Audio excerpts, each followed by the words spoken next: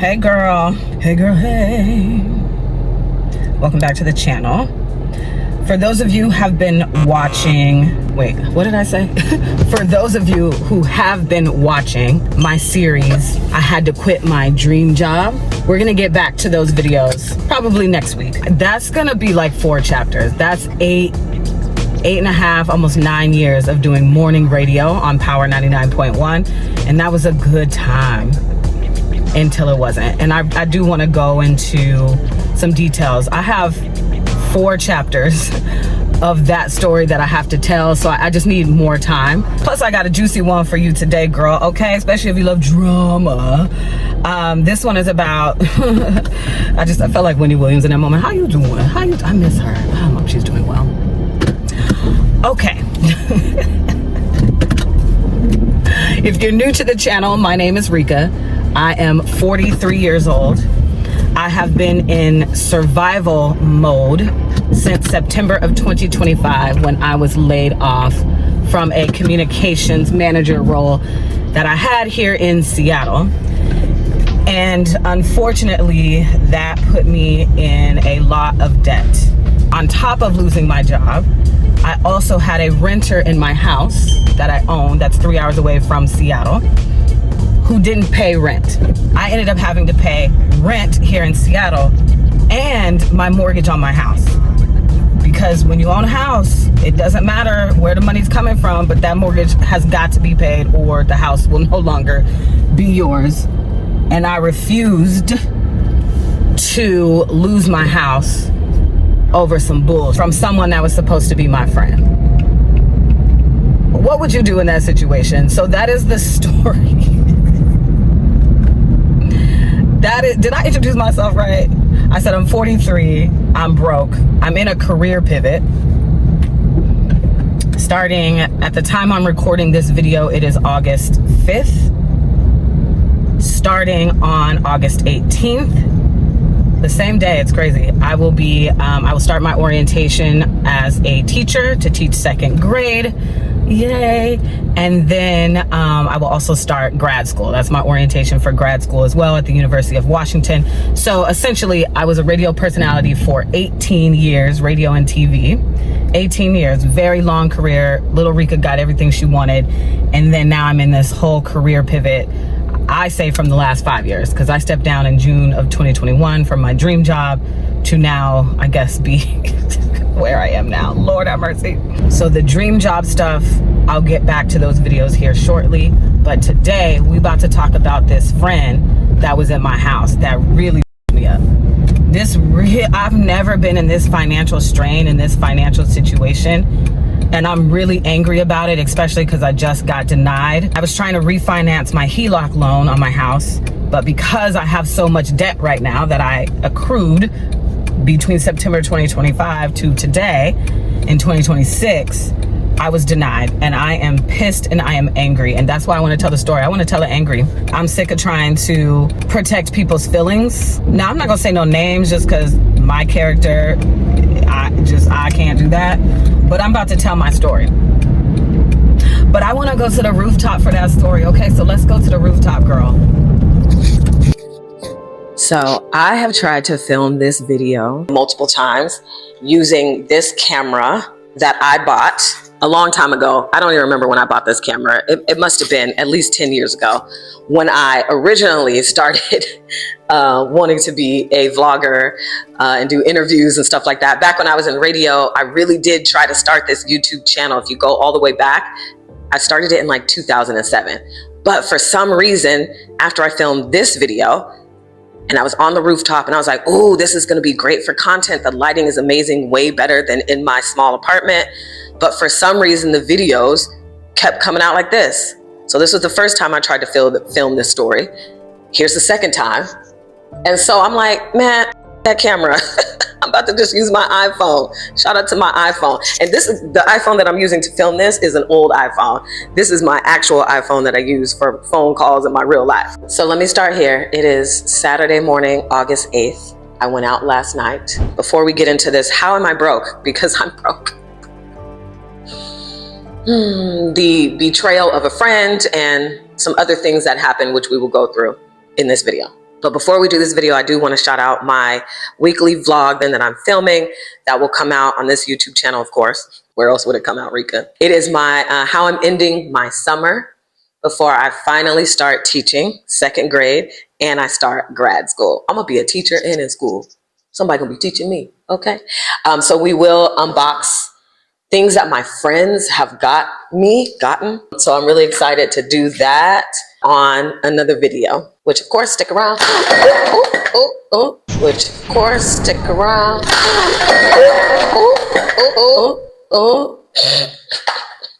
Let me fix this real quick, okay?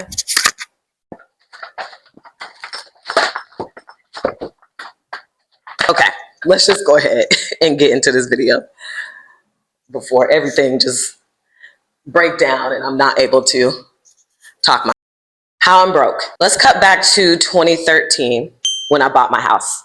I bought my cute little house in 2013 when I moved from Indianapolis to Tri-Cities, Washington. And here's a little geography for those of you who don't know. You don't live in Washington State, so you don't know. I live in Seattle. I'm from Seattle. 3 hours away is what's called Eastern Washington. And that is where I lived doing mornings on Power 99.1. Why did I live in Tri-Cities, Washington? As fate would have it, it's just what I needed to do at the time to continue my radio career. And if you want to hear about my radio career, I'm doing a series called I Had to Quit My Dream Job.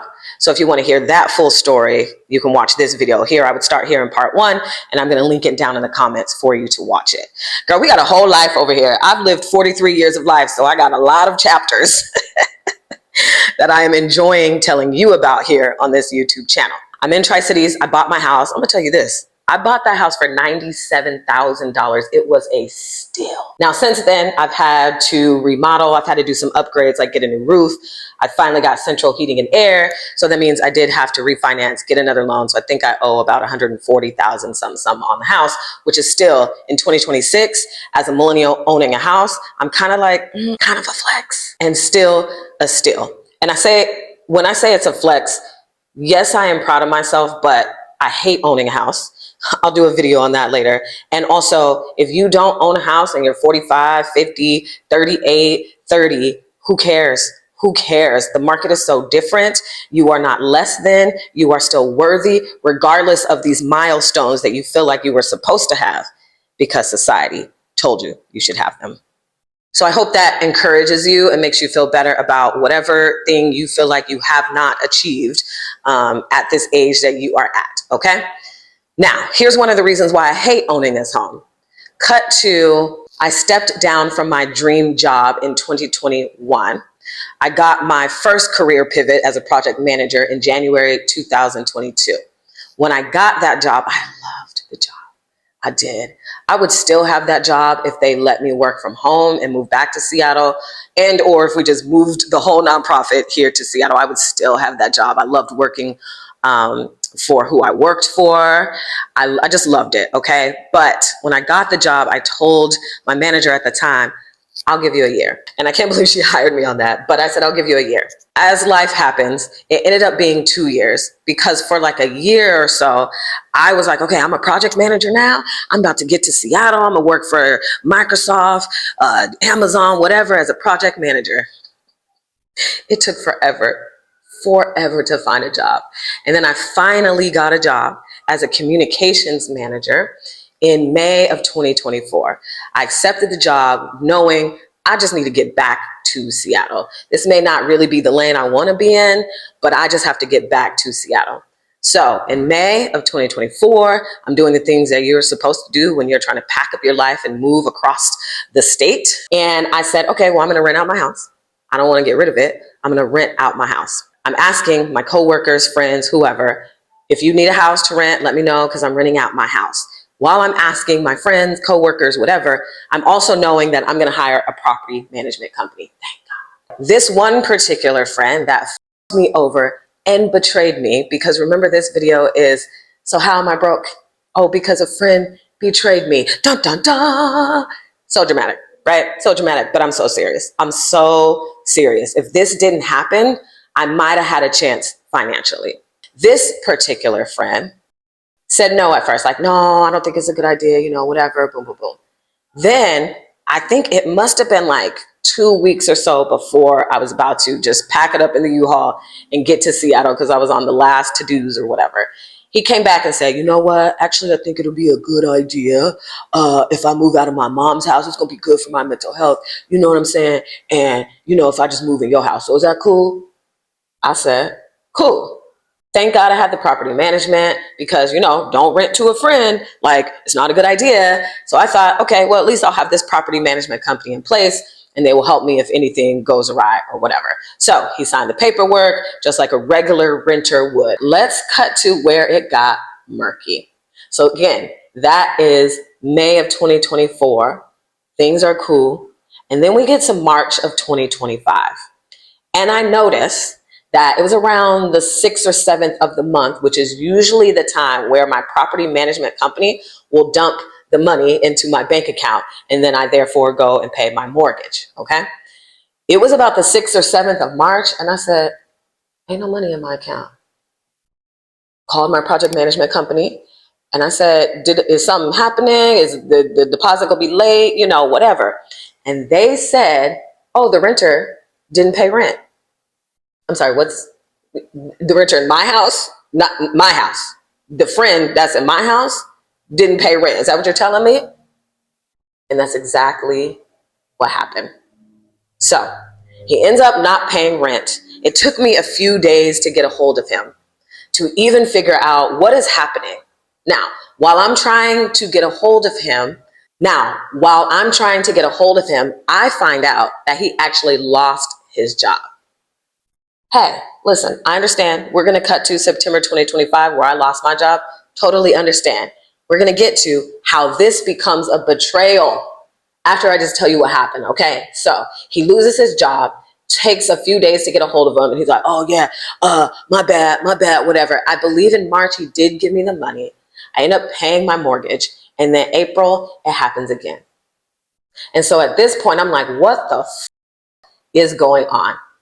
And he had the audacity to tell me that he was a little upset with me because he feels like it wasn't really a friend, I guess, move for me to not ask him how he's doing after he lost his job or whatever. Sweetheart, you just put me in a very scary situation by not giving me money to pay my house, to pay my mortgage. You know what happens when you don't pay mortgages? You lose your.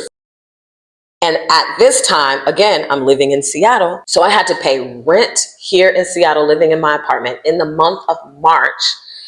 And I had to pay my mortgage in the month of March as well, because my mortgage is due on the 15th. I don't believe I got that money until after that.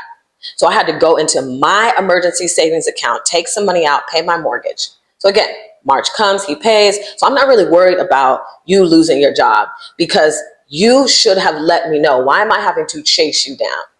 So the situation is already getting murky. It's already getting fishy. My antennas are up. Now I'm scared because I'm realizing, oh, I can lose this house on some bullshit. So him being upset with me pissed me off even more. So April comes, money doesn't come. Again, I'm still having to chase him down to figure out what's happening. Once I realized, oh, you're not going to be able to pay this. I brought this up, not him. I brought this up. Maybe you should just move out now. His lease wasn't up till June, and legally as a landlord, because I'm a landlord now, I guess, legally, this person who's living in your house, your property, can be there as long as the lease, you know, until the lease is up, basically. It's really hard to kick somebody out of a house. But I'm thinking friend to friend, you're in a horrible situation. Sure, I understand. Actually, honestly, I don't understand because I know that he lost his job because of some bullshit he was on. It wasn't because they laid off 300 people like these big companies because they just don't have the funds and money's tight, whatever. No, he could have kept his job. But because his character is trash, he ended up losing his job. So that's another layer of pissoffity, pissiness that I have in this situation of you not giving me money to pay my mortgage because the mortgage still has to be paid. So anyway, I say, why don't you just move out now? Let's not wait till June. And then maybe I can get a renter in there and they're starting to pay rent. Cause I'm thinking, I can't keep I can't keep going into my emergency savings. My emergency savings at the time was like only $7,000. I want to take back the only because it was a blessing. But I don't have all this money to be doing rent in Seattle and a mortgage in Tri-Cities, Washington. That cannot happen. So I said, could you just move out? Of course he didn't. So from April, May, and June, this boy was living in my house as I was paying rent here in Seattle and my mortgage in Kennewick, Washington. Whatever he was doing in that house, laid back, chilling, scratching his balls, smoking his weed, doing his art on my dime, was pissing me off. Try not to think about it. And the only reason why right now my pissoffity, my pissiness is super high is because I have been trying to refinance a HELOC loan that I have on my house to get my payments down, but I cannot refinance because they keep saying you have too much debt. And this is where the debt accruement started. Is because of this situation, paying my rent here in Seattle and my mortgage in Kennewick, if you can imagine. So he's chilling in my house and he does not move out to the very last day in June, which is June 30th, 2025, the day after my 42nd birthday. I'm pissed at this time, livid. So anyway, he's out of my house, and for some god-awful reason, I did not get a renter in my house until December. And the money that hit my account to pay my mortgage in December was still not enough to pay my mortgage because I had racked up fees that I had to pay the property management company to get back, basically back in the green, okay? So don't get the renter till December. Then January comes and fine, finally getting the money for my house, and I'm able to pay my mortgage off of what my renter is paying me in rent. So there we're cool. However, during the time of from March 2025 all the way until I got a renter in December of 2025, in the middle of that, September of 2025 comes and I lose my job. And then a week after that, I get COVID. Like, what are the cards that life is dealing me right now at 42 and 43? So I'm sure you can imagine how financially straining this is for me, still here in August of 2026. Let me get into the numbers here in a second. But first, I want to talk about how he should have dealt with this as a friend. This is why it pisses me off so much. It's not the money. It's never about the money. It is always about how you handle a situation, especially when other people depend on you. When your decisions affect me, especially in this nature, oh, we will never be friends again. We will never be friends again. Because you and the horse you rode in on. Okay? I don't care what type of mental health situation you got going on. I don't care that you lost your job. I don't care that you're sad. I don't care, because when I'm going through shit, I'm going through it right now, and every responsibility I had, I kept.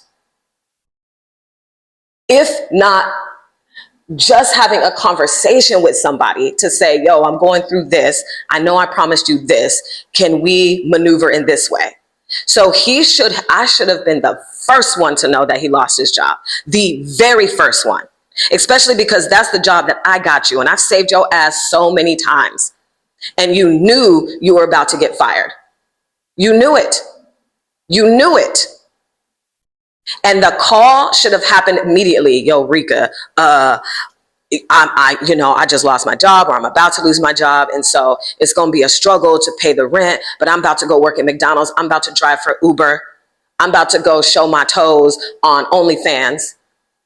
I'm about to be slanging this on whatever. I don't care how you get the money, but if you would have told me and give me a heads up, we could have worked together for you to slide me 500 here, for you to slide me 200 there. Mind you, my mortgage that I have to pay on my house is only $1,090. My rent here in Seattle is double. That $1,000, he could have helped me with that. Whether it be 200 here, 300 there, 400 there, 500 there. So that is why we're not friends. So you again. And so because of your ass, I didn't have a chance. Once I lost my job, it was a wrap. I have the audacity, the character, the respect of myself and my friends, my relationships, whether it be business and personal, to give people a heads up. And I didn't even have the respect from him for him to give me a heads up. And I ain't heard from that since, and it's August 2026. I had an emergency savings, about $7,000. Now, because of the situation, I started draining that emergency savings. And then I lost my job. So there goes my 80,000 plus income gone. How was I going to make that up? Well, guess what I did? Because I'm a hustler. I said, okay, I lost this job after I got over COVID. I was hired part-time at UNCF. Shout out to UNCF. So I felt caught by my community in that situation, working for UNCF. And then I also became a substitute teacher here in the school districts. And then I also became a substitute teacher, thank God. And then I had already gotten a field merchandiser job, doing field merchandising. I don't know if you know what that is, but anyway, I was going around to QFCs and making sure they're stocked and Fred Meyer's with these bath bombs via this bath bomb company that's out of, I believe, Utah. So I had to swallow my pride, okay, and get these odd jobs that are nothing like the job that I had when I was a radio and TV personality. What?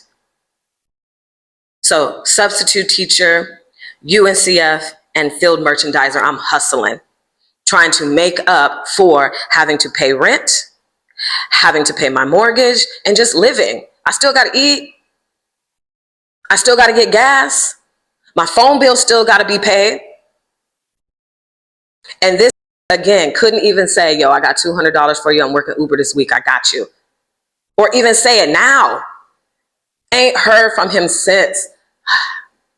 So I'm working these 3 jobs trying to make ends meet. By December, that emergency savings was gone, and I started having to use my credit card. Mind you, I already told you I was trying this whole reminding myself of how pissed I am is because, remember, I told you I was trying to refinance a HELOC loan that I have on my house because of debt that I incurred trying to be an entrepreneur back in 2020. That's a whole nother video, girl, because I hate owning a house. I hate being an entrepreneur. I'm going to tell you all those stories. So anyway, I was already in a situation financially where I had a plan. It was fine. Things were working. I was paying the bills. It was cool. Ends were meeting. I had money to actually build up an emergency savings fund that now, because of lifing, is gone. So here come in the credit cards. And so now I'm holding about $27,000 in credit card debt because of everything. I am struggling financially. And I think a lot of people, we're in this society, we're afraid to talk about money, right? I get it. We're afraid to talk about debt. That's just the culture we have in the States.